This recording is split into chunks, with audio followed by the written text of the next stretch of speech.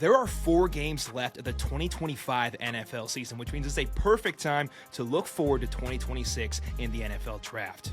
Today, we're going through our top 50 big board, B. Ross's big board, Metro's big board. It's going to be a blast. And let's start with 50 through 41. We're going to have Metro announce his and then B. Ross following. Take it away, Mr. Metro.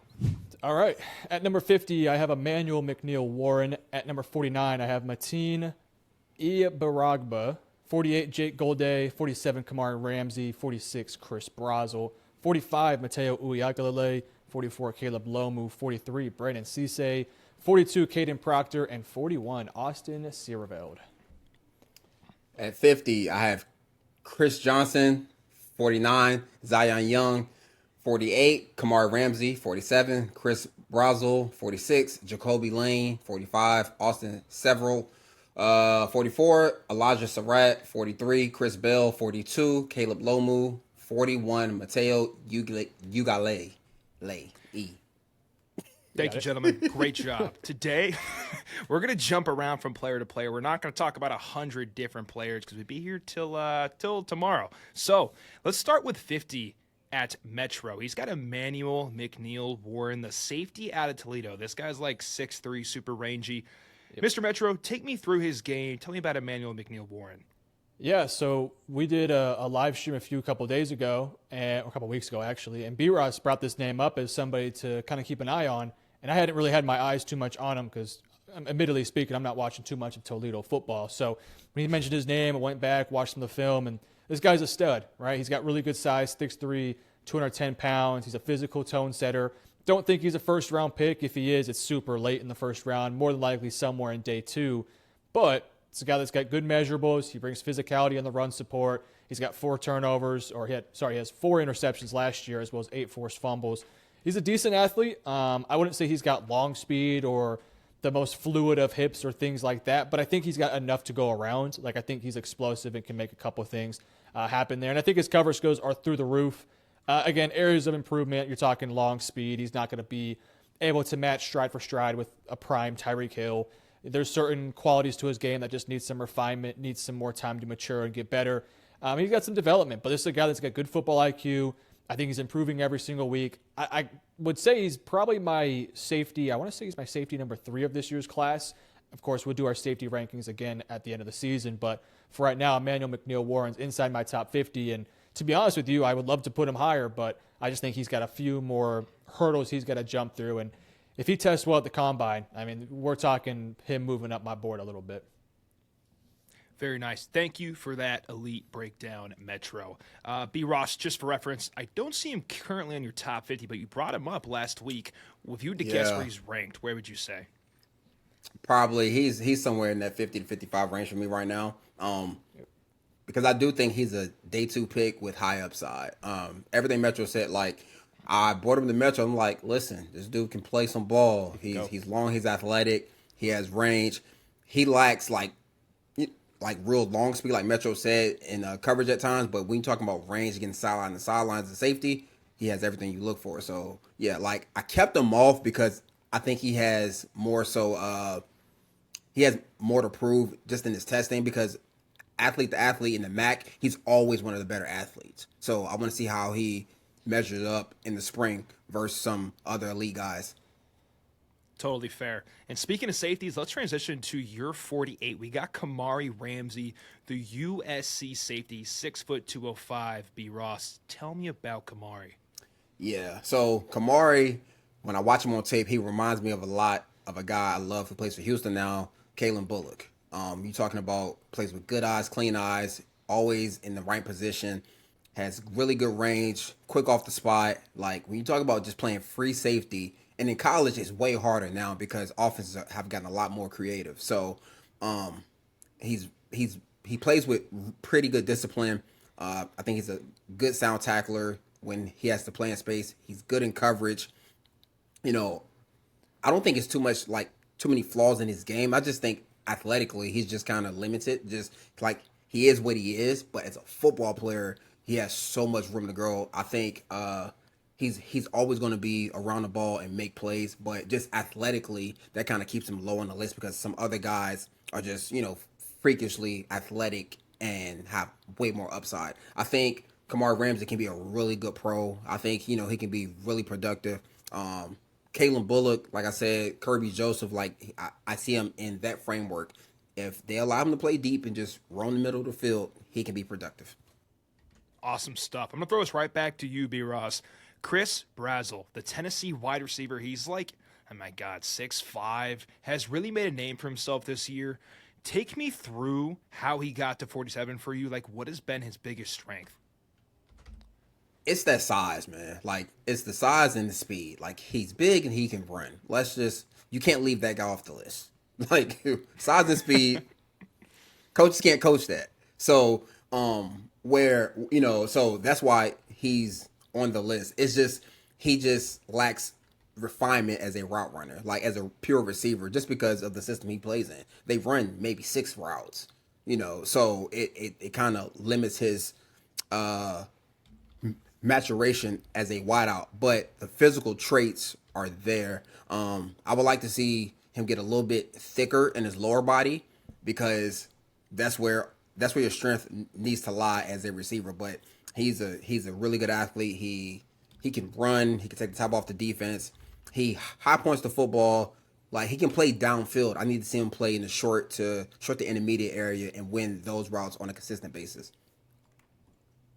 Very, very nice. Thank you for that elite breakdown, Mr. B. Ross.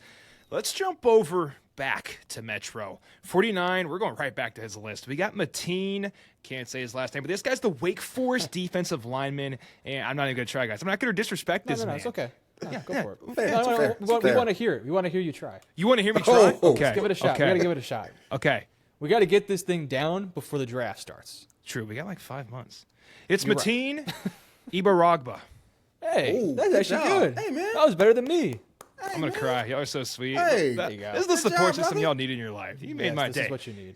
Mateen is the D tackle for Wake Forest. He's large, he's strong, and Metro has him at 49. Metro, take me through Mateen's game.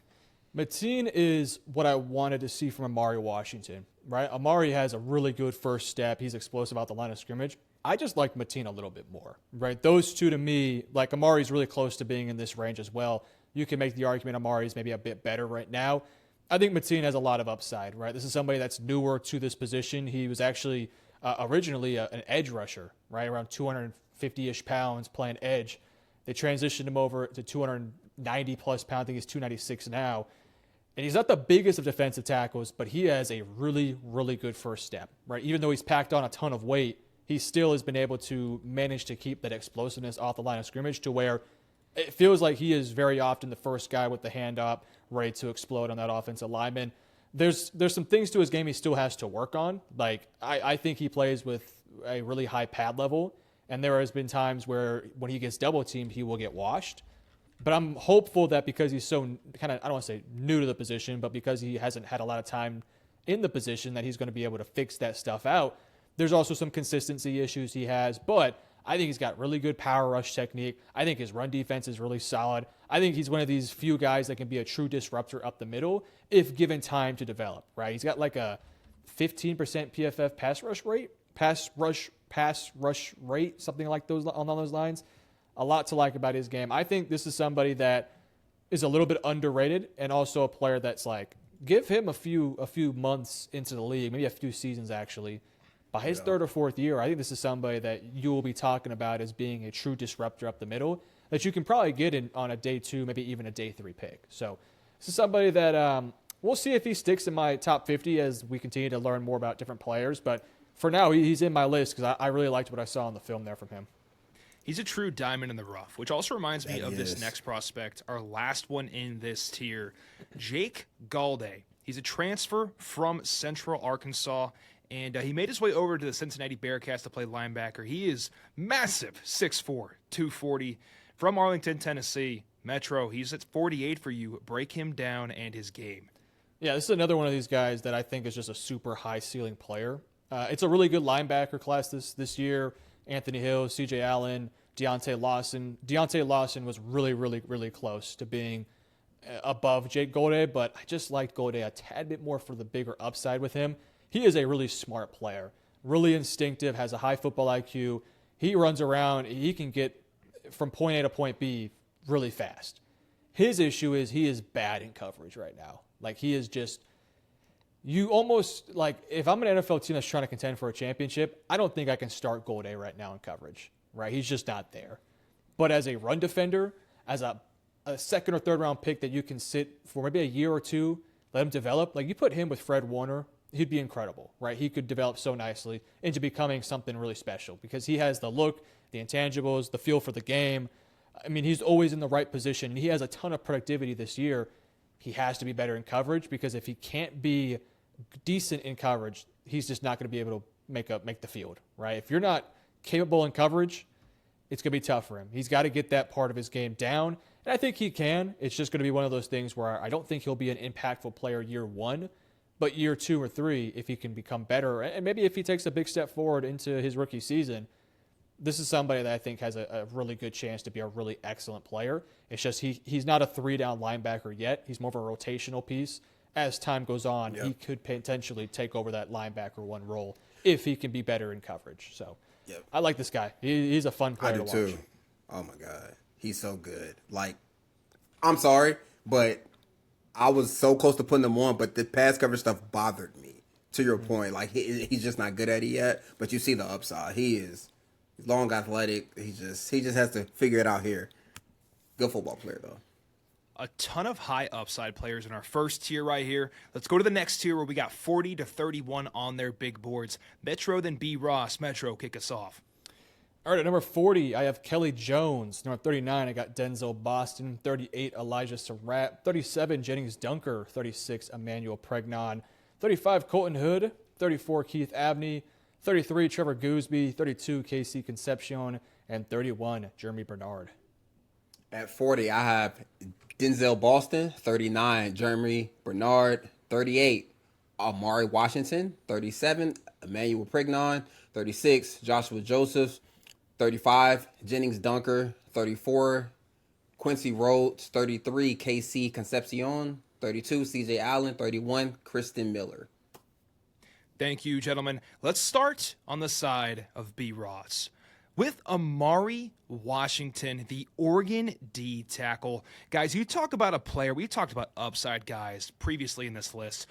Amari Washington has so much juice to his game. At his size, it's pretty extremely hard to find like a 1% of 1%er, but there's more to be wanted there. But you can clearly see what he could potentially be in the NFL. B. Ross, what caught your eye with Amari Washington, and why got him ranked here at 38? Yeah, it's that first step.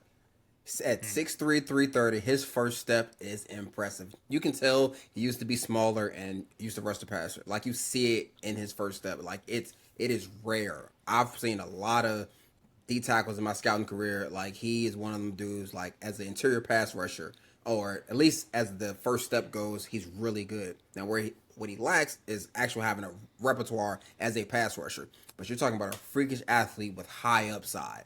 I'm talking about like he has gifts that you can't coach. Like, just no matter what of the 32 teams, you can't mess up this guy. At the least, he's going to be a solid pro who's going to make pretty good money. At his highest, he'll be one of the best throughout his tenure in the NFL. At the lowest, he'll be a really good backup. Like, all of his stuff to me hits just really good marks just because he's a freak athlete at 6'3", 330 pounds. So, he's not as polished as a pass rusher. He plays with pretty good pad level for his size. He plays with violence. Like, he does a lot of things right. It's just, to me, at times in the run and pass games, he's all over the place. He hasn't necessarily translated his athleticism to production. So once that happens, I think sky's the limit for this kid. But really freaky athlete who has size that, 6'3", 330 as your 3 tech with that first step. Sign me up all day. Sign B. Ross up. And guys, if you've ever been in an O-line room, I've been in an O-line room since I was like 19 or 20. But when they do, they look for the fast guys, because you ask an O-lineman, they don't care about the guys with power. They care about the guys that are a pain in the ass that have speed. And Amari Washington has that first step. The coach is circling him with that red dot laser going, he's the problem. all Saturday long and soon to be Sunday. So Amari Washington, pay attention to that name without a doubt. Now, let's go to 33. Metro's got a guy who is not even on B. Ross's big board. He is a big Texas fan, but I support this his player's placement. We got Trevor Gooseby, the Texas O tackle. Metro, I want to know about Gooseby. Take me down his film. Gooseby's great. The issue is he might not be in this class. We don't know. In fact, by the time this video comes out, he might already be confirmed to not be going or to be going. So we'll wait and see what happens there. Regardless, I'm kind of taking this list and assuming he does go pro. I mean, he has a good chance to go round 1 or round 2. There's also another player in Kelly Jones who's at 40 for me, who's also a redshirt sophomore that might not be in this class. In fact, probably won't be in this class. So right now we're still kind of working through the process of who's going to be in, who's going to be out. So we'll do an updated one here in a few weeks. But Gooseby, man, Gooseby has the prototypical size and length of what you want in a tackle, and he is just very raw. But he's good, right? He may be needing improvement in certain areas, but he is very capable. This is a guy that you can play day one and still know this is the worst version we're going to get of this guy. 2 or 3 years down the road, he is going to be a bona fide stud for us. He can play left tackle. You can play him at right tackle. He only has 1 year of experience for Texas. Right? He's not even, I don't think he's even 21 years old yet. So by the time he gets drafted, he will just be turning 20. Actually, no, he won't even be 20. He'll be 20 years old when he gets drafted. So we're talking about an offensive tackle with a ton of upside. Assuming he does go pro, will not even be 21 years old on draft night. So a lot to his game is to like, though. He has super long arms. I think he's really strong, too. When he gets that first point of contact, guys are really, they can feel it, right? They get pushed back. In run game, I think he's solid, too. There's some inconsistencies to his game, and that's what you'd expect from a young player who's still developing. Like, I think one of his biggest issues is there's times where you will see, really like Kelvin Banks did such a good job of this at Texas, where his base was always so firm and always in the right spot. You'll see time where Gooseby's base can be a little bit wide or maybe a little bit too light, and you'll see guys take advantage of that. And when he gets to the NFL, either this year or next year, it's going to be a bit of a learning curve. But in this year's tackle class, where there's maybe only one true first-round caliber tackle in Spencer Fano, and then Francis probably kicking inside to play guard. He might be a tackle, wait and see. A guy like Gooseby's going to fly up draft boards with his upside and with the tape he has shown. So if he does go pro, which in my personal opinion, if I was him, don't risk injury. Of course, as a Texas fan, stay another year, but as a unbiased person here, just taking the helmet off, I might go pro if I'm Gooseby, because he might go. The thing with Gooseby, he's either going to go like round 1, round 2, or like round 4 or 5, which that's kind of the scary part for him. But he's got a lot of talent, and I think teams will look at this year's film and look at what he can become and really fall in love with this guy. Man, Gooseby's awesome. Like you said, Metro, I think he's a top 3 tackle in this class. No questions about it. It is a pure weak tackle. Oh, yeah. This is a weak, pure left tackle class. Like, just calling what it is, at least in my opinion. Spencer Fano and Caleb Lomu, I don't think we're there yet. I think we envisioned them at the beginning of this year as a lock in the first-round draft. But I don't feel like that this year. Maybe I'm the only one. But I do feel like Gooseby, at that age, being that young, showing this much at 19, 20 years old, I'll take the swing there all day long. So if he goes to the draft, like you said, Metro, I think he is a first-round pick. Let's go back to B. Ross. B. Ross has got a fun player on this list, a wide receiver, KC Concepcion. B. Ross, take me through it. Yeah, man. This is like, he has grown on me because I usually don't like guys who aren't bigger and like stronger. That's just not my flavor for receiver. But when I really study him, he plays bigger than what he is. He plays tough. He plays more physical than what you think. He's slippery after the catch. I think after the catch, that's where he's kind of most dangerous, just because he gets the ball in his hands and he knows how to maneuver and protect himself, being a smaller guy. I think he's a really good route runner. And the thing I kind of forgot doing our receiver ranking, he's a really good punt returner. And teams are always looking for good punt returners because the kickoff stuff is what it is at this point. Player safety. Yeah, okay. But But the punt return game hasn't changed, and teams are looking for a dynamic playmaker. And if he's your 2 or your 3, and he also can return punts early in his career, get him. He's not this guy because they're two totally different body types. But Randall Cobb, who I play with, just guys who you just get him the ball, just move him around, get him the ball, because they'll do the rest. And that's why I think KC is going to be a really good pro.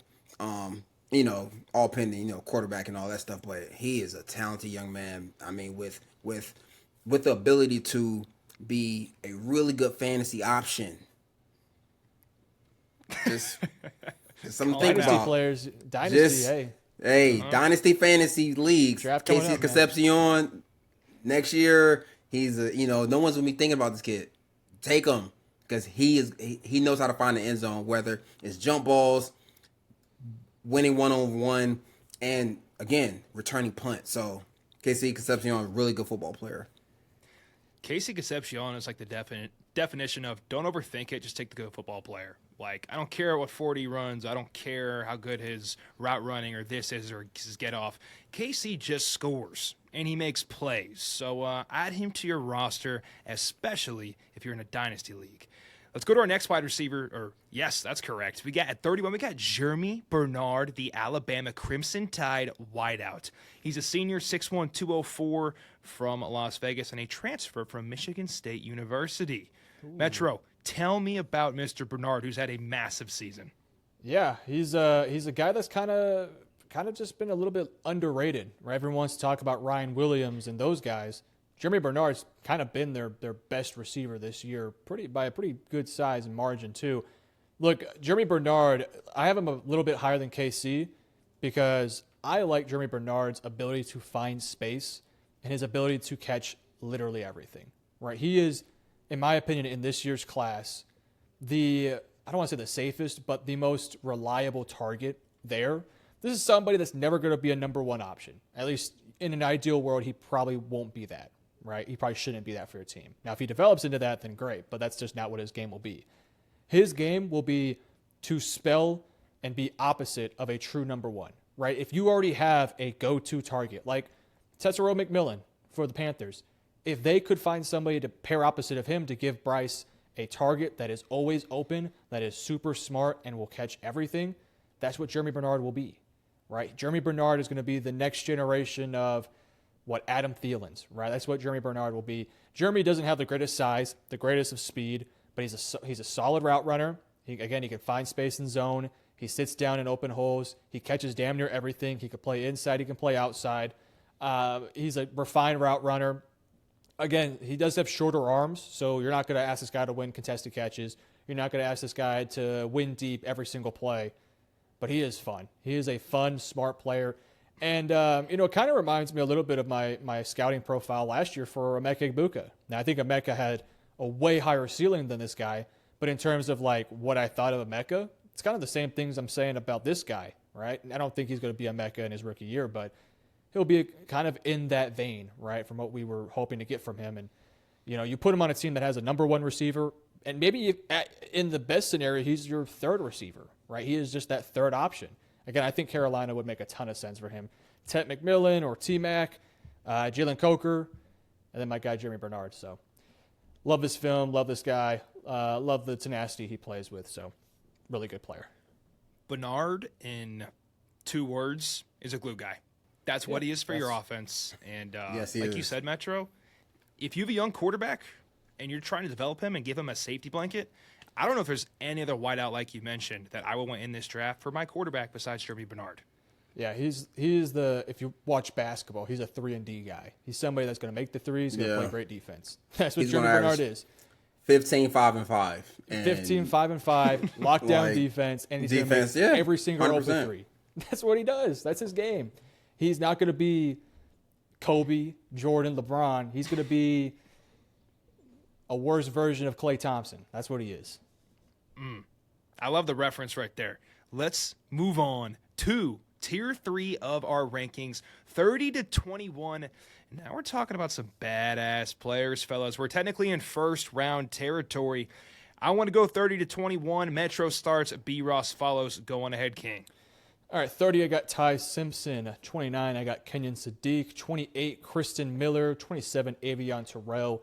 26, CJ Allen. 25, Anthony Hill. 24, Joshua Josephs. 23, Chris Johnson. 22, Cassius Howell. And number 21, I got Caleb Banks. 30, I have Anthony Hill. 29, Colton Hood. 28, Caden Proctor. 27, Zachariah Branch. 26, Ione. I'm not going to There you go. do that to him. I can't try. 25, Brandon Cisse. 24, Ty Simpson. 23, Caden McDonald. 22, Spencer Fano. 21, Avion Terrell. I'm not going to embarrass myself like that. No. I think Don't pull on me. Don't pull on me. Don't pull on me. Oliva Vega?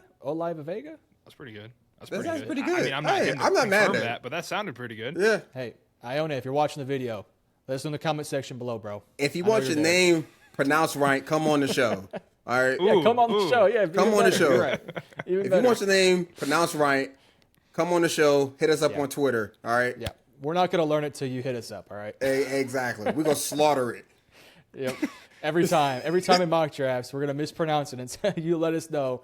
in the Olava comments Vega. Or you hop on a video. Yep. There it is. You got to come on to get it right. All right. We're waiting for you. My bad.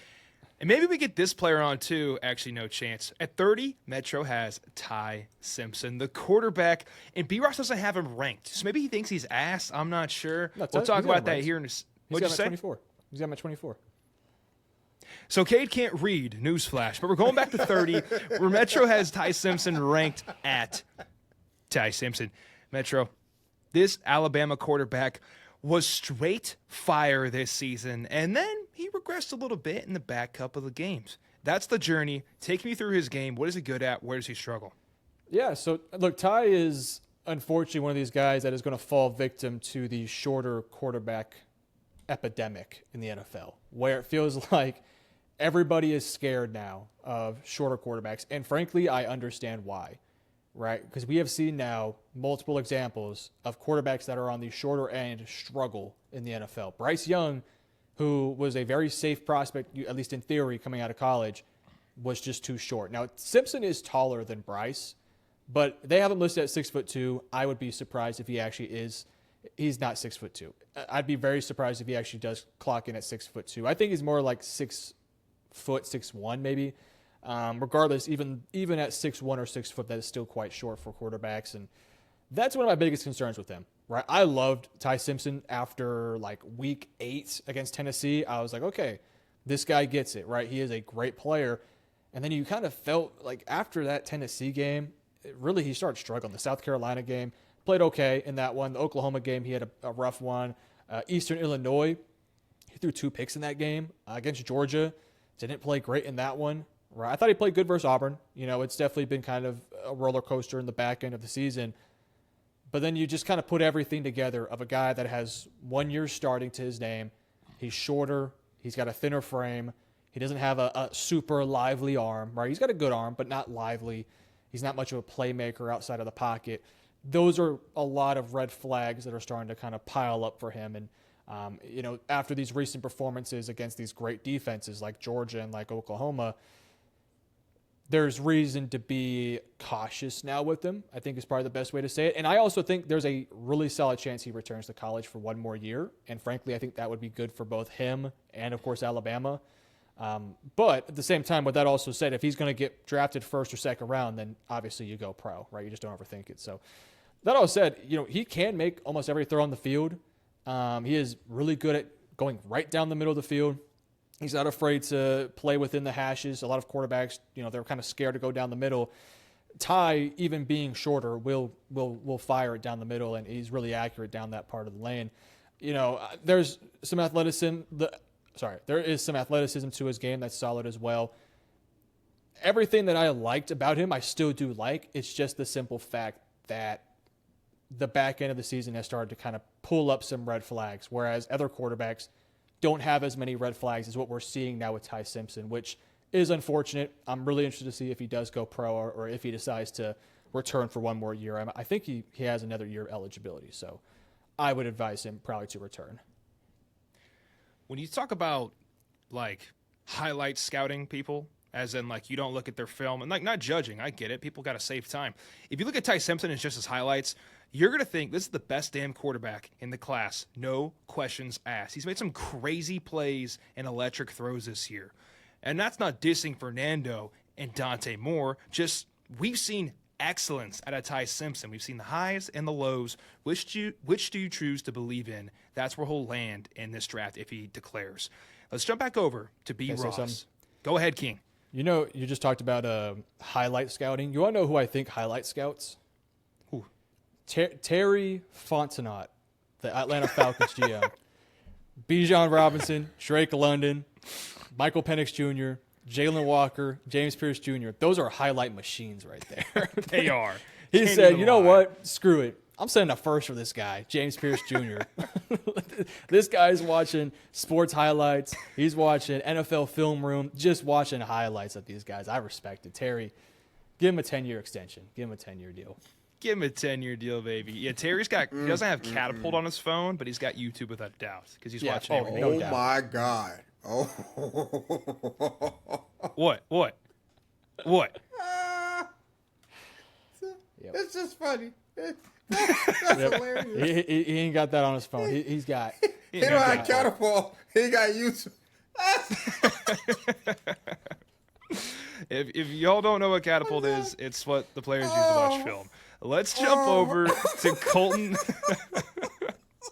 I'm sorry. Okay. Come on. Colton. No, it's okay. We got? We're serious now. It's okay. Oh, straight face. Yeah, sure.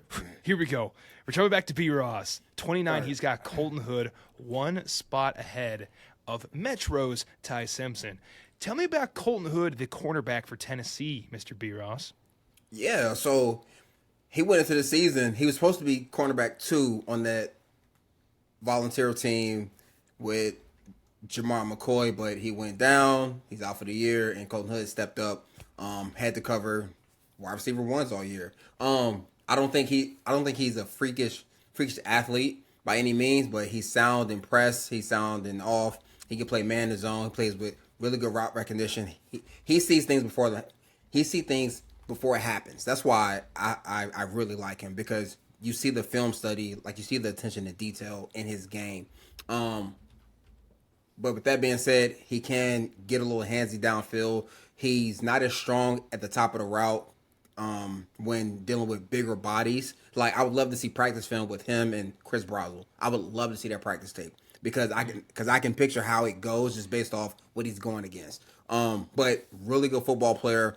Think he has to go to the right situation though. I don't think he's a guy you just lock up and play man all day. I think he's better when he can see the ball, when he can see the field, and when he can react, when he can jump routes and feel kind of safe and protected. I just, he has pretty good ball skills as well. Like, I just really like to me, he's just kind of complete where I know what I'm getting. I don't think it's too much upside. I think he has a high floor, low ceiling, where he walks in a room, he's your second or third corner, but you put him outside and you don't worry about him. So if a team can't get who they want in the first round, I think he's a good late first, early second round pick where you feel good about what you're getting. Awesome stuff right there. For our next two players, we have the battle of the cornerbacks. Two more cornerbacks back to back. Going back to Metro, Chris Johnson, the San Diego State Aztec. And no, it's not the RB that you know of. It's this player, the cornerback. Metro, take me through his game. You have him here at 23. Man, if he had the wheels of RB Chris Johnson, this guy might be a first-round pick. God. Chris Johnson, Chris Johnson is one of my favorite corners in this class. I think we just did our cornerback rankings. I think he's my CB3 in this year's class. Quote me if I'm wrong, but this is a guy that I think is one of the stickiest in coverage.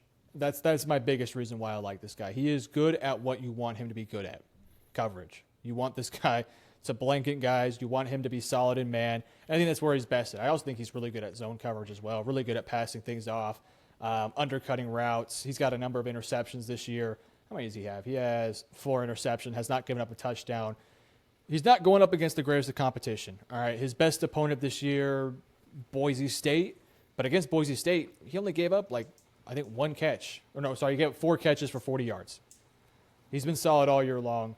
The only thing that I could really flack for him is that he is a little bit lighter. He's only about 180, 185 pounds. But he's a good tackler. He's willing to get down there, make plays and run fits. And I think his speed-wise, you're not going to see him run like a 4.3 or anything crazy like that, which for somebody who is a little bit lighter, you'd like to see him get to that level. But, he's going to run probably at best 4.45, at worst 4.52, right? If he can get to a 4.45, we're looking good for this guy. But, this is just a really sticky player in coverage that has only given up, 18 catches the entire season. So good, fun player that if he can pack on a little bit of extra, like 5 more pounds maybe, and run fast the combine, oh, yeah, he'll be in my top 25. Let's go. Let's go to one more cornerback, Brandon Cisse of South Carolina. He's a Gamecock, and guys, he can absolutely ball. B. Ross, tell me about the kid. Yeah, so everyone in America is going to bring up Texas A&M game, and I get it, but their corners, excuse my French, that shit is hard out there, especially when all you do is play cover 4 and you have no help. It is hard. It is stressful, especially when dealing with really good receivers. That wasn't his best showing, but he's a freakish athlete.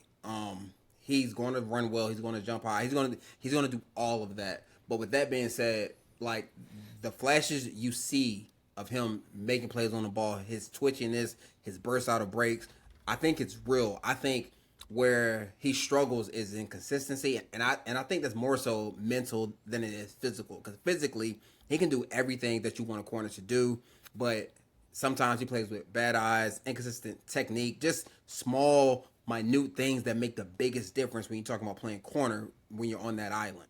So Brandon Cisse, and I'm not, and it's crazy because a lot of guys I talked about are freak athletes. I'm usually not that guy, but being not with the team, this is kind of like, oh no, I like the freak athlete. It's just he's going to need time to get beat and learn how to play in this league. I think a team like Kansas City would be really good for him, where they have a pass rush, where they do some pressure stuff, but around him they have good players to, kind of mask some of the things that he is going to get beat, and not because he's not fast enough, because he's looking somewhere he's not supposed to be looking. But I think Spagnuolo is one of those guys who can get it out of him. I think Trent McDuffie would be good for him. So, but Brandon Cisse is a really good football player, really good athlete. It's, to me, why I kind of put him at 25, because athletically, I think he's really up there with some of the top guys, just athletically. But when you're talking about football, that's where it brings him down, because he lacks instincts and intuition at times, as when it comes to recognizing route concepts, or he's not like Colton Hood in that regard, but he's a better athlete than Colton Hood. So Brandon Cisse, good athlete, above the line football player with high upside. Awesome summary right there. Metro, Mr. B. Ross gave a little landing spot for Brandon Cisse. If you had to give one for Chris Johnson, the cornerback of San Diego State, what would you say for that player? I hate to say it, Philadelphia, man. Philadelphia. Let him play next to Quinyon Mitchell and Cooper DeJean.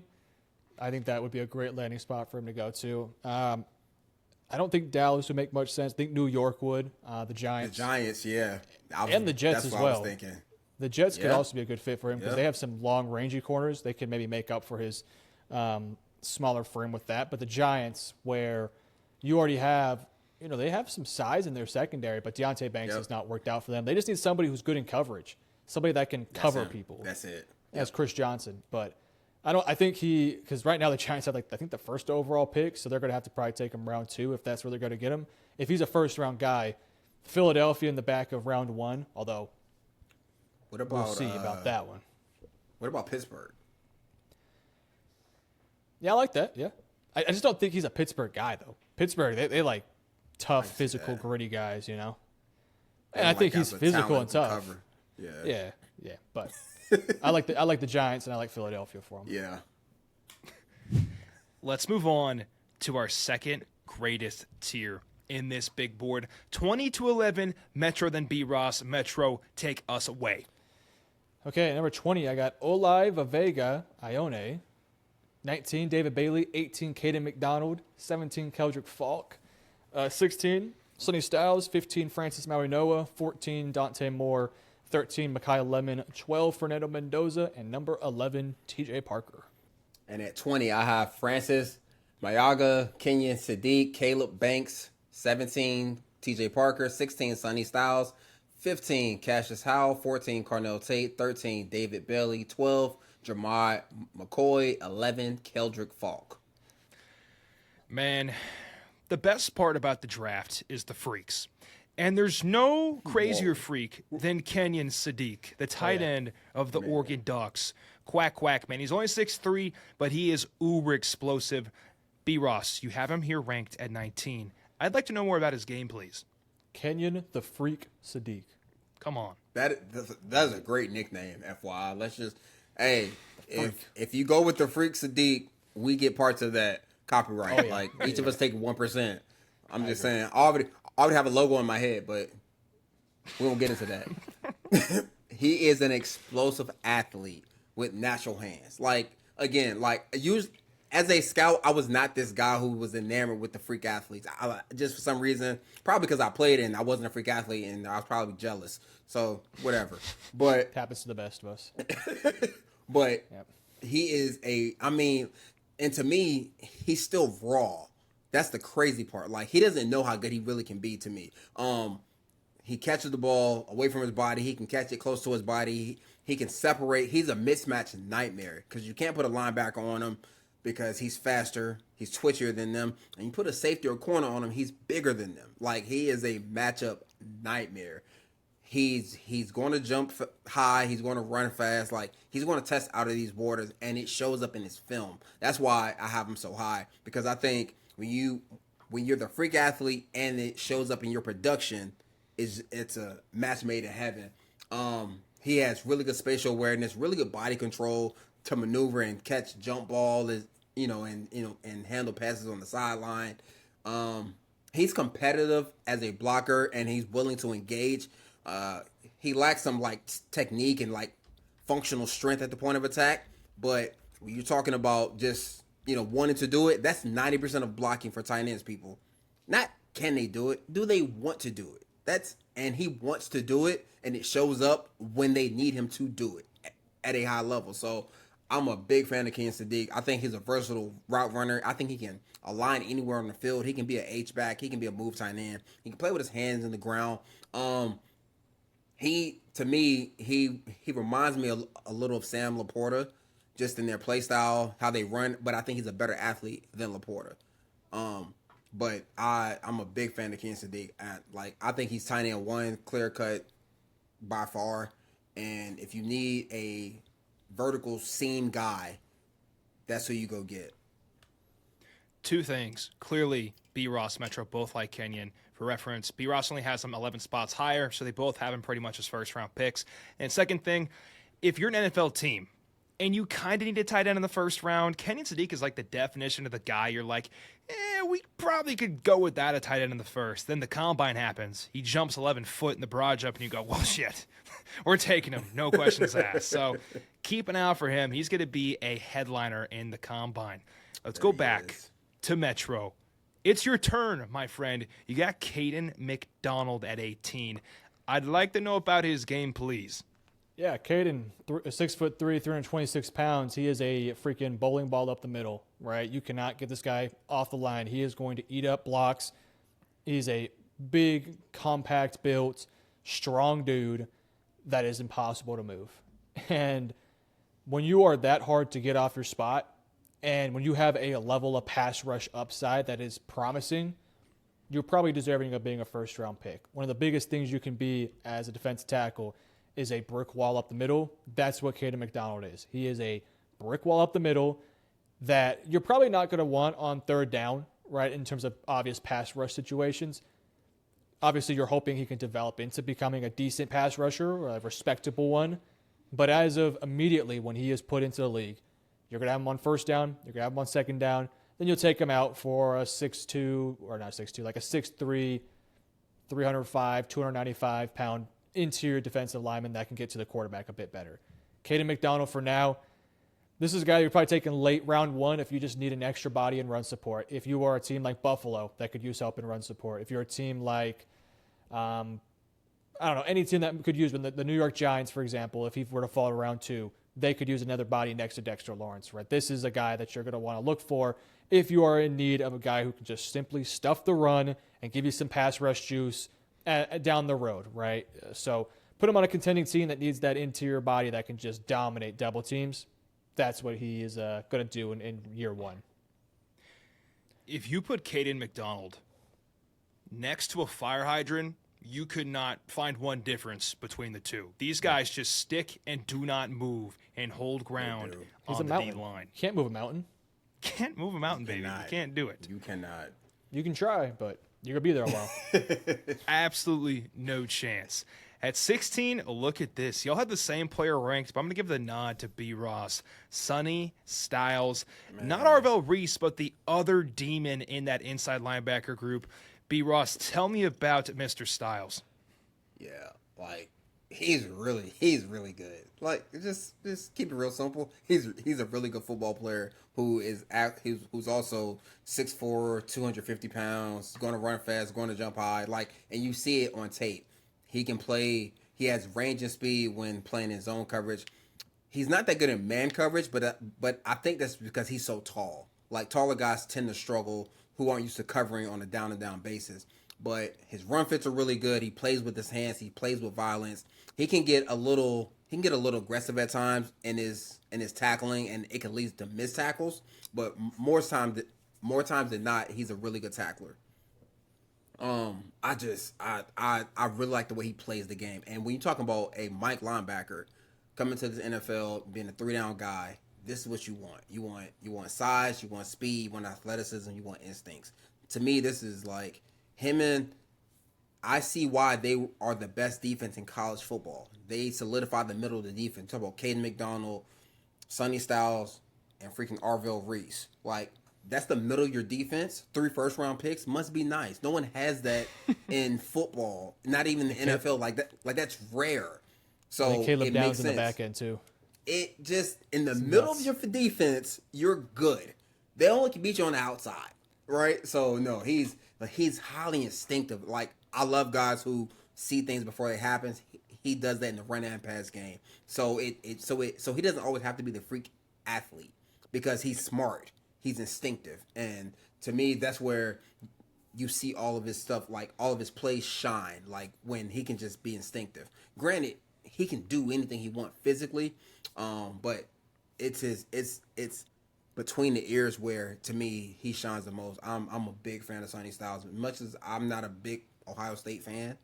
But you're talking about a really good football player who is going to be to me, he is a day one impact guy. Once he understands what they're doing on defense, he's a green dot guy. Give him the calls. He's going to be really good for a long time. No question about it. Excellent breakdown. Good, sir. Let's talk about a guy in the same conference, but he doesn't play inside linebacker, but he's got the green dot on his helmet. It's Dante Moore, the quarterback for the Oregon Ducks. Metro has him as his QB2, also respectively ranked at 14. I'll let you take the wheel from here, brother. Tell me about Dante Moore. Yeah, so the question of whether or not Dante goes pro or not, assuming he ends the season off on a bit of a high note with Oregon, I would say it's pretty safe to say he's going to go pro, which I think is the smart move for him. He's having a really excellent year for Oregon. And the turnaround he had from UCLA, where he was bad, like really bad his first year there, but he was young, still developing, figuring it out. He then transfers to the year at Oregon. Then he plays that third year, and he has just been perfect for this team, right? He has been the exact thing they have needed. This is probably the best arm of the top quarterbacks in this class compared to like Mendoza, Ty Simpson, the kid from Cincinnati, all those guys.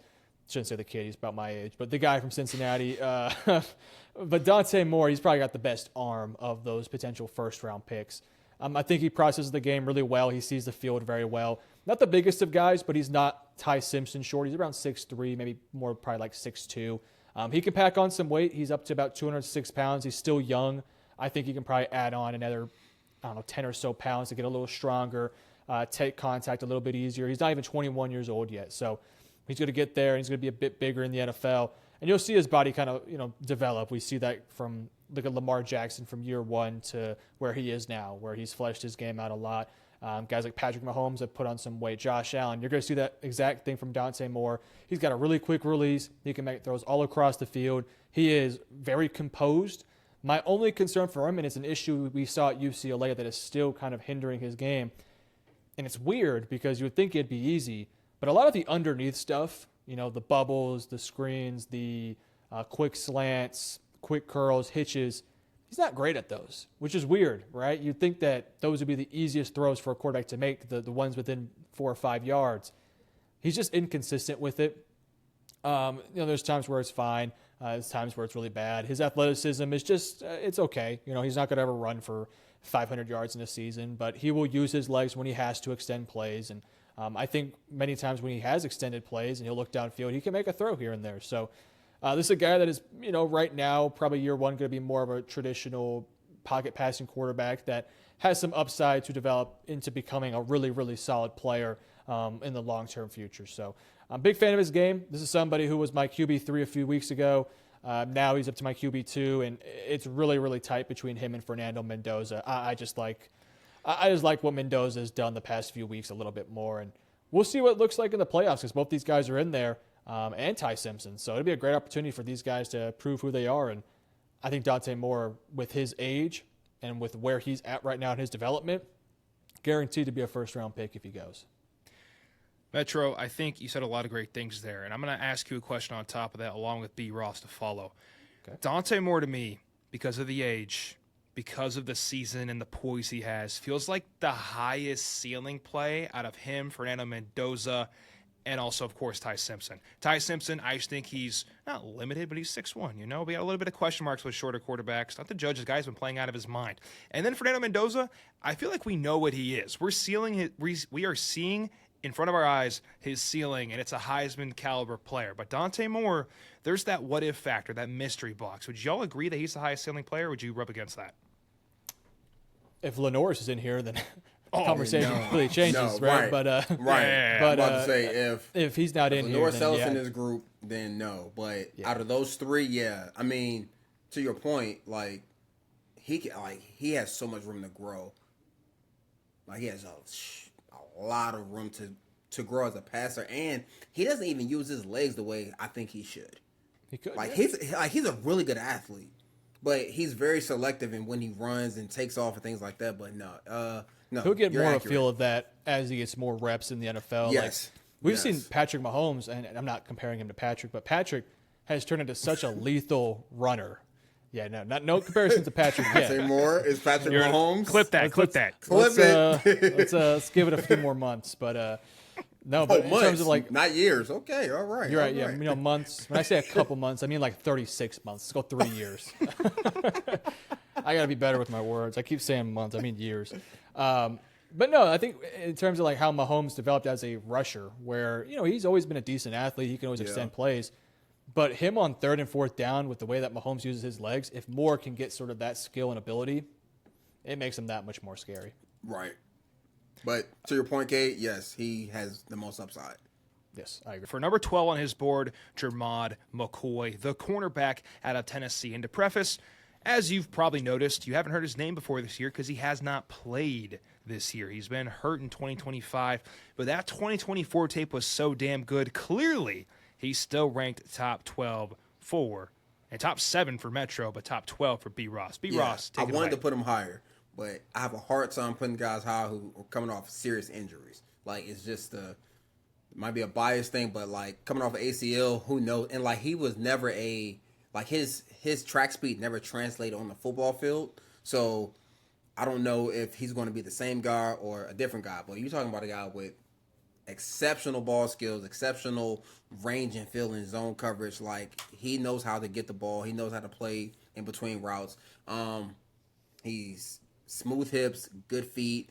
I think he's better in zone than in man, though he can play man coverage. I think he's better in off than in press, though he can play press. But I think when you're talking about making plays on the ball, he likes to see things happen and develop so he can make plays happen. I wanted to put him higher. Like, he's a dog. Like, his 2024 tape is really good. Like, he is a dog on the field. He's combative at the catch point. He's strong. He's physical. He can get a little grabby at the top of routes and when working downfield at times. But sometimes it plays to his favor because he makes plays. He doesn't get called for PI when he makes a play on the ball. But then sometimes if he doesn't make that play, the PI gets called. But more times than not, he's making a play on the ball.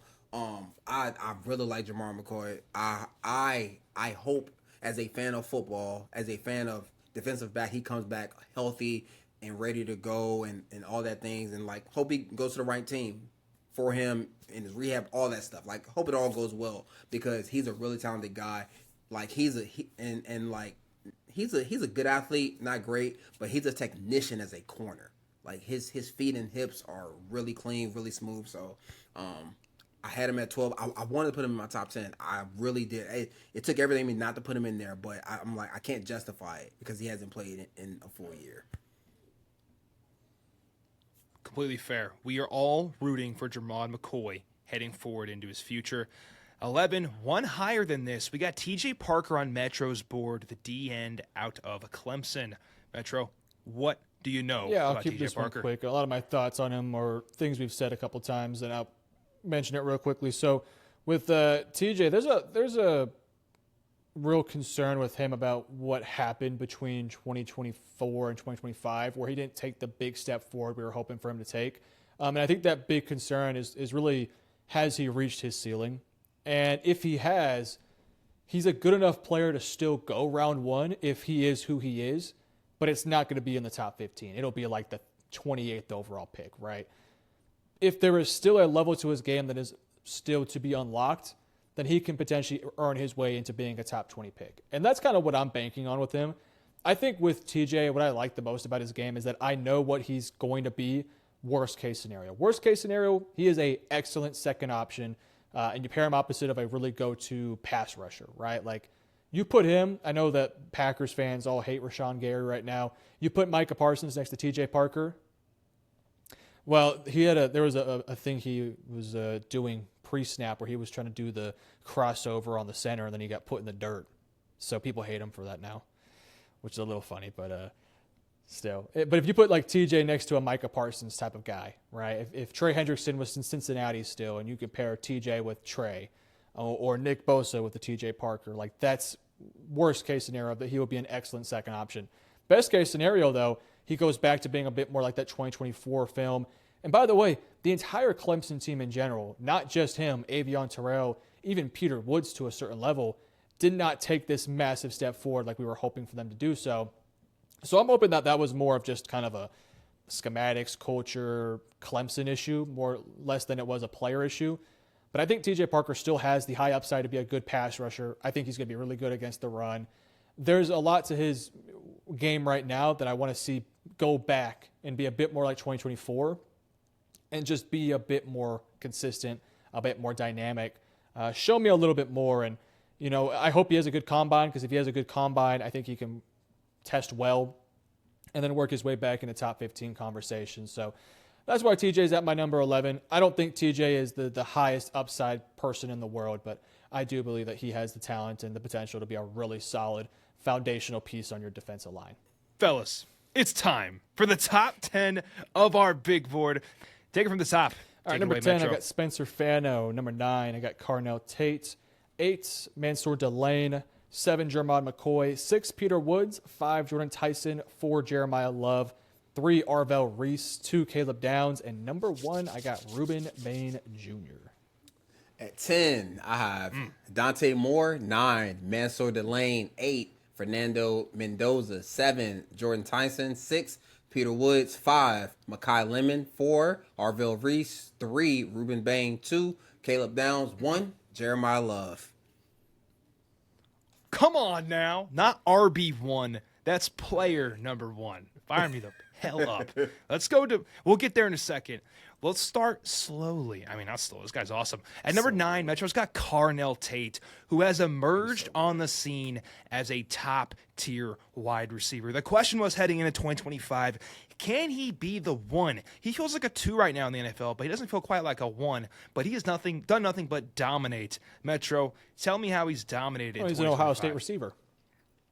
That's it. That's. I mean, you could put me out there, and I'd probably route up Mansfield Delane. Right? We're done. We're done. You put Cade and myself out there in Buckeye Red. We're getting off that line of scrimmage with some juice out there, and that's what you're seeing from Carnell, man. Last year he was good, but he was playing with Emeka and Jeremiah Smith. This year, I ain't shaking salt, Metro. Well, you're not wearing the red right now. You gotta put the pads on. Keep going. Anyways, look, this is a guy that has taken a big step forward from last year. Last year, he was a good player. He still would have been drafted fairly high, probably not a top 15 pick. Now, there's a strong argument, strong conversation. He could become wide receiver 1, right? That's just what he is developed into. He could play all over the field, inside, outside. He's got great hands. He can win downfield. I mean, I don't know what his contested catch rate is. I don't have it on my screen, but he feels like he catches damn near everything. He's a good route runner. And people are going to make a big issue about his speed, but if you really think about it, like, speed is kind of overrated for receivers. Go for it. Yes, I know you want to say something. Devontae Adams, Keenan Allen, Jerry Rice. Like, it's a lot of great receivers, people who didn't run 4.4. Shit, they barely ran 4.5. Let's just put that out there. Like, yeah, like it is not about timed 40 speed. It's about how do they get in and out of breaks. Can they get open? Carnell Tate gets open versus everyone he plays against. Deep, short, intermediate. I'm sorry, Metro. I just had to say that because that pisses me off about receivers. Oh, he's not a 4.4 guy. So? He has good feet, good hips, and he bursts out of breaks. No one runs. First off, even on a deep ball, you don't run 40 yards uncontested. You just don't. It's not real. Now, it's nice to have, but if you don't know how to use it, it doesn't matter. How many 4.2 guys have we seen? John Ross. Jalen Hyatt. Can't do nothing. It doesn't matter if you're not strong, if you don't know how to run a route and have good ball skills. Carnell Tate has all of those. Like, he's a damn good football player. He can run 4.6. I'm taking him in the first round. I don't care. Mm-hmm. The tape says he plays faster than that. Oh God, please don't get me started. I'm done. I'm sorry. No, you're good. My only big, I guess, red flag that I think he hasn't really been great at this year. He's not much of a yards after catch guy, right? He catches it, he goes down more often than not. And I kind of think that's something that can be developed, can be worked out, right? You just have to sort of have a feel for it, and he just needs some reps doing it. But he's an Ohio State receiver, so I'll close with that. Period. I got nothing to say on top of that. Let's go to 8. B. Ross has his QB1, and Metro's as well. Fernando Mendoza just won the Big Ten championship, and now he sits here at 8 for B. Ross. QB1, tell me about him, B. Ross. So it's nothing special about his arm. Like, he doesn't have the strongest arm. He's not zipping the ball. He's not spinning it. He throws with timing. He throws with high level accuracy. He knows how to move the ball like a major league pitcher. He can push the ball downfield if need be and drop the ball in the bucket. Like, I don't think it's any throw he can't make. Now, I will say this. He has to play on time. Like, his game is predicated on timing and understanding the defense. His ability to manipulate the defense with his eyes and, like, subtle head movements to open up windows is what makes him good to me. And that's an NFL trait that a lot of guys, even veterans, don't have. Like, at the top of his drop, it's a subtle head movement to get a guy to move a couple yards this way to throw a backside dig. Like, he's done it. Like, he has that phase in his game. That's why I think he's QB1. I think he's the most pro-ready guy. When you're talking about putting him in a system, putting him behind the Jets O-line, like, I think that's it's just a match made in heaven. He's a limited athlete, but he can extend the play with his legs. He's not going to run for, a 20-yard run, but he's going to do what he needs to do to keep the chains moving. I think he's a really good decision maker. He doesn't put the ball in harm's way too often. Like, he doesn't make dumb decisions. He he doesn't make throws where you're like, what were you looking at? And that's kind of a thing for me. I don't ever want to question a quarterback. Why? Because I'm not playing quarterback. I don't know your system. So if I'm questioning you, you have no clue what you're doing if I'm questioning you. And he doesn't give me that. And versus pressure, he's poised, he's calm, he's cool, collected, and and I think he likes pressure. Like whether it's big moments in game, physical pressure coming up 6-7 coming at him. I think he likes it because he plays better.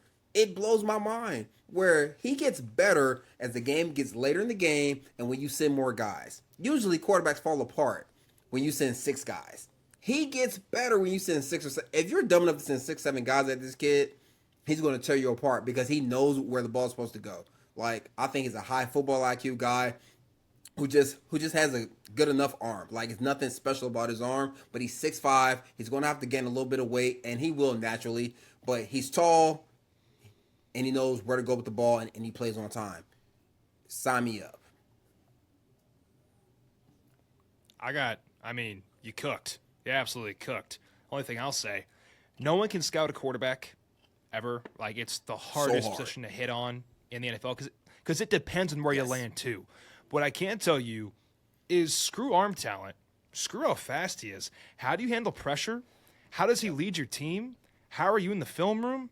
What are you as a leader? So these are things that we've seen out of Fernando Mendoza and should give any team picking in the top 10 that needs a quarterback just maybe a lot of confidence to take him there in that spot. Any final words, B. Ross? Excellent breakdown, No, man, sir. just like don't overthink this one. I get it. He won't be pretty to look at physically in the order traits. But when you talk about, to your point, Cade, how does he lead? How does he prepare? How does he play the game? To me, he does it like a pro already. And like a lot of that has to do with his head coach, I think, honestly. But when you're talking about a pro ready guy, I think to me, he reminds me of Jared Goff. But like not the Rams Jared Goff, the Lions version of Jared Goff. That's who he reminds me of. Like he's that ready to me. You give him a good O-line, he can make the rest happen. Let's go. And let's go on to number 5, a B. Ross's list. I'm going to have to go back to back here, brother. Mekhi Lemon, the USC wide receiver, has been nothing but straight heat, and I'd like you to explain this why. My guy.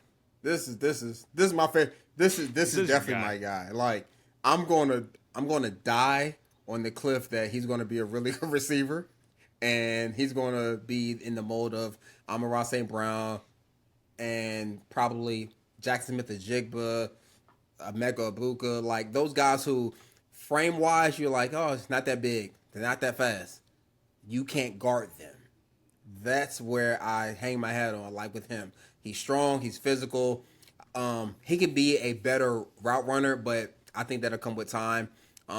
He has strong hands, short hands. He's strong after the catch as well. Like that's what I really love about him. After the catch, he becomes a little running back. Like he's a bowling ball. He's hard to bring down. He can play outside. I think he's better. He's best suited to play in the slot.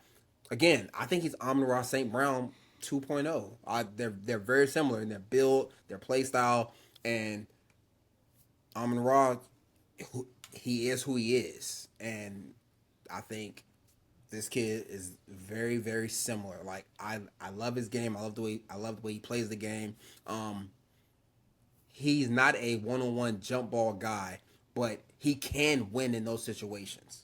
If you give him the opportunity to do that in the red zone or on third down, he can do it. It's just that's not where he lives like a Jordan Tyson. Jordan Tyson lives in that range where he can make those plays above the rim all day. But I love Mekhi Lemon. I think he's tough. He's physical. I think he's going to run faster than people think. Because when you watch his tape, and it's really like I think he should run a 40 with a football in his hand. Because once he gets the football in his hand, he gets faster.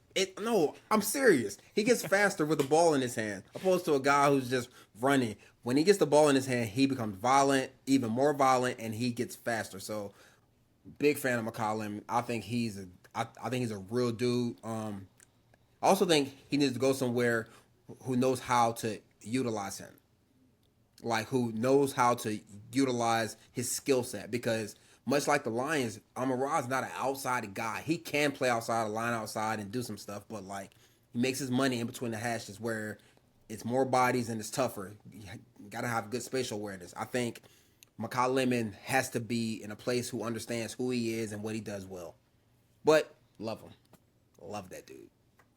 Mekhi Lemon is one of the highest floor players of this entire 2026 NFL draft. And let's jump over to Metro's number 5. Like you mentioned, B. Ross, not the opposite, but different in a lot of ways. He's athletic, jump balls. I mean, he's an absolute show on the turf. Metro, let me hear about Jordan Tyson. Yeah, Jordan Tyson, he's my number 1 receiver of this year's class. There are some issues with injuries he's going to have to overcome. That's going to be a major concern for him. He doesn't have this super big frame. He's got a good size to him, but the injury history is very concerning, and that maybe could, or turn some coaches, turn some coaching staffs, some scouts away from him. That all said, he's one of the best route runners. He's got some of the best hips in this class. He can make plays with the ball in his hands. He can win contested catches. He is nuanced in route running. He is competitive. He's tough. He can win underneath. He can win in the intermediate. He can win deep.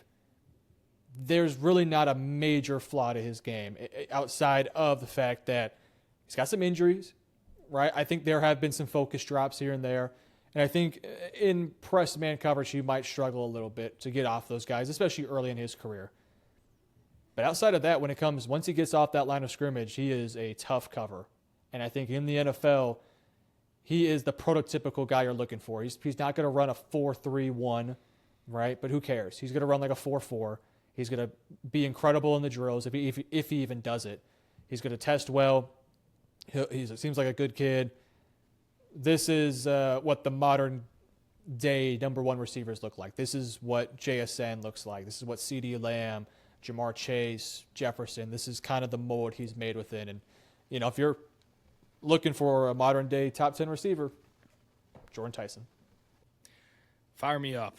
And the way coaches describe problems, Jordan Tyson gives D coordinators nightmares. This next player gives offensive coordinators nightmares.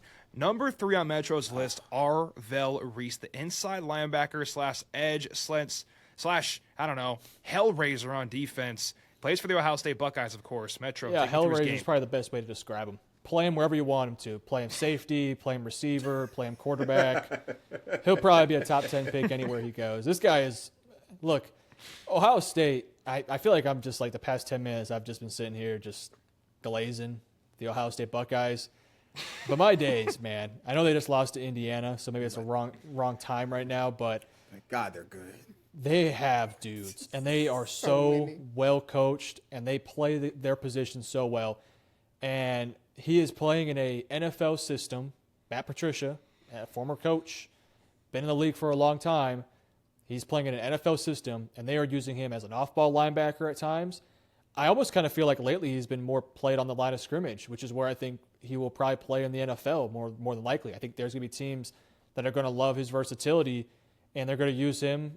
I'm not comparing him to Micah, but how the Packers used Micah, how the Cowboys used Micah, that's what you're going to see with this guy, right? He is well put together, great size, great frame, good arm length. He is physical. He is good against the run. He has impressive speed. There is times where offensive tackles just can't even get their hands on him because he is so fast and he is so good with his hands. He's going to need some development if he's going to be a full-time pass rusher with some, general nuances within the position, because pass rusher is more, edge rusher and getting after the quarterback is more than just being fast and out-leveraging guys. You have to have some technique. You got to know how to win against, tackles that are technical guys, and he's going to learn that stuff. The reason why I think he probably will develop into becoming more of a full-time edge / outside linebacker role, he's not the greatest in coverage, right? So if you're going to play him an off-ball linebacker, that is going to kind of show off some of his limitations in coverage, right? He's good in coverage, but he's definitely not his strong suit.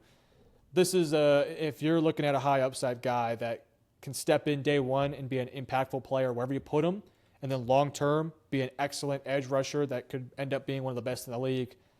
You take this guy number 1, number 2, number 3, and you don't overthink it. He's going to be a hell of a player immediately. And as time goes on, the pick is just going to age like fine wine. Hide your kids, hide your wife, hide your quarterback. Arvell Reese is here to stay. Let's go to B. Ross. He's going to be the nightcap of this show. Jeremiah Love is running back 1 and player number 1 on his entire big board of the top 50. Jeremiah Love, for you casuals out there, is the Notre Dame Fighting Irish running back number 4. This guy this year has had They're not really fighting anymore. They're just crying. Whining Irish. That's good. That's good, so dude. Good. Oh, man. Notre Dame crying Irish running back. Has over 1,500 yards, 21 touchdowns this year, and about 27 receptions. He's been sensational. And B. Ross will tell you more about that. As your player number 1, B. Ross, what do you have to say about Jeremiah Love, King? He's a 3-down playmaker. Like, it's nothing he can't do with the ball in his hands. I think he's a good receiver. You can split him out wide. He can run routes. Like, he can run routes like your 4th wide receiver. Like, he's that good as a route runner. He's good in the screen game because he can take something. He can take nothing and turn it into something. And then as a runner, he can run in between the tackles. He's very patient. He does have the tendency at times, or at least in what I saw, he likes to bounce the ball because he wants to hit the edge and go. Opposed to just taking what the defense gives him at times. But with that being said, when he goes, he goes. Like, he has real speed. I don't think he has like Chris Johnson speed by any means. Like, he's not that guy because he will get caught in open field. But we're talking about a playmaker with the ball in his hands. Like, this dude, just get him touches. Like, this isn't the early 90s, early 2000s where guys have to get 25 carries. He needs 25 touches. How does he get the ball 25 times? Because I think out of those 25 times, he should have 2 or 3 touchdowns, depending on how you give him the ball. Like, he's that good. Where he can get better, it's really in pass pro. And that's with a lot of young backs because they're not asked to do it at the level that they will be in the NFL in order to be on the field on 3rd down. So I think he has to get stronger in pass pro. He sees it well. It's just a matter of really sticking his face in the fan and doing it. But when you're talking about dynamic playmaker, and like, I scouted Bijan and like, he's not better than Bijan. I don't think so. It's my personal opinion because Bijan was bigger, stronger, and faster. Just naturally. But you're talking about similar styles. He's similar to him in terms of how he can take anything given to him and make something great out of it. But yeah, it'd be interesting to see where he goes. But you're talking about just a pure playmaker. If you need a playmaker, like a team like the Vikings, I mean, granted, I think we need a quarterback, but if you think you have one still, 9 balled out last week. Yeah, all right, whatever. You played against a team that is giving up 30 points like 8 times this year. I don't want to hear that. Anyway, I'm not doing this with you, Metro. I'm not doing this with you. No. He balled out, man. You are not about 9 is back. I am not. Oh my he's turning God, into 10. You're doing this. Oh, you're doing this on purpose. You're doing this on purpose because they should take Carson Beck while we're here. You know. Oh my God. See, okay, people. He knows I do not. I don't like Non or Carson Beck. I don't think they're good at all. But anyway, the Vikings should take a dynamic playmaker to pair him with Justin Jefferson, Jordan Addison, T.J. Hawkinson, and give that offense another element. In spite of whom the quarterback may be, they should trade for Shador since the Browns know what to do with him. But hey, what do I know? But hey, I'm just saying he's a 5th round pick, so he should be cheap. But yeah, that's fair. Jeremiah Love.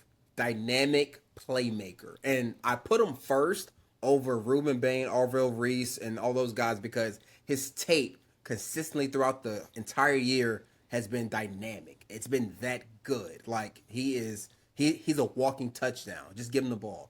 He's a patient runner. He's an explosive runner. So that's why I put him first. Everybody else's tape is, good. Reese, Caleb Downs, Reuben Bain, but just it's something about the dude who can just take a little toss play and turn it to a 60-yard touchdown. Fucking Carson Beck. I can't. Absolute. Hey, he wears number 11. Carson, number 11, Beck. Cade, you see what he's doing? He's trying to get. He knows I have a strong. It is. It's pissing me off. Well, I mean, look, when the Green Bay Packers decide to trade Jordan Love for a 1st-round pick and they get Carson Beck as your new quarterback, I'd no longer be a fan. It's cool. It's cool. It's cool. We'll accept you in Dallas. We'll accept you over here. I would never. What? I would.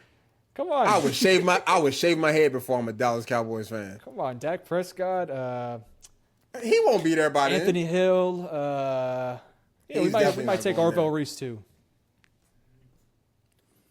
How? Metro's just rage baiting us at this point. That's what happens when you're an hour 30 into an episode. Guys, speaking of my guys, like Carson Beck for Yes, obviously B. Ross over here, I'm going to ask you each both a my guy from your top 50. Doesn't have to be the best, obviously. You've already shown that. Who do you like the most? Who are you closely paying attention to throughout this draft process? I'll let Metro go first. My guy. I like Joshua Josephs quite a bit. He would be somebody that people are kind of, I don't want to say low on, but he's somebody that I think people don't have a first or early second round grade on that I would say can probably go in that sort of range. I also love Anthony Hill in terms of what his upside could be as a off-ball linebacker and as a pass rusher. So I'd probably say Anthony Hill as well. Ben, I'll give one opinion today, and that's going to be for my guy, Caleb Banks, the Florida defensive lineman. I think his 2024 tape is some of the best shit I've seen in the past 2 years. And I know he's been hurt. I get it. But he'll be at the Senior Bowl. So will we. I'm so fired up to watch him go at these O-linemen on day 1 and day 2 and day 3 of the Senior Bowl. My guy is Mekhi Lemon. What are we talking about here? Like, this. Listen, he's a dog. DAWG, dog. That's it. All you need to know, he's a dog. That is my guy, and I'm a down that hill. So if he sucks, I'm okay with that. Stand on the morals. Fire me up.